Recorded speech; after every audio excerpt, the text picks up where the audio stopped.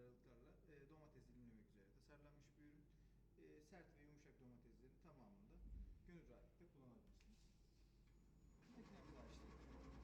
Domatesimizi kesim alanına yerleştiriyoruz ve itmeye başlıyoruz. Gördüğünüz gibi dilimlerin tamamı standart. Hemen yeni domatesimize devam ediyoruz. Buyurun.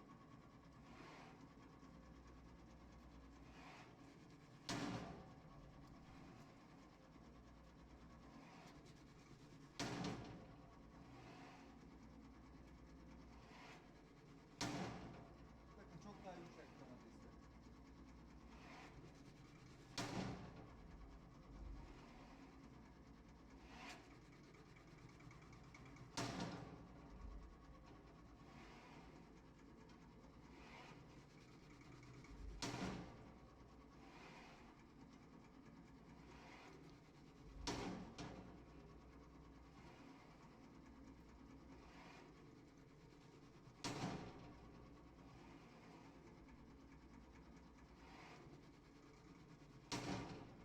Evet.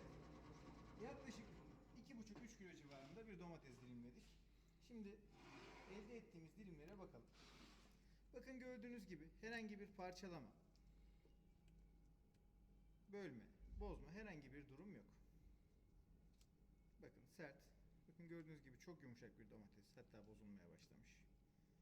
Gördüğünüz gibi domateslerin tamamı dilimlendi.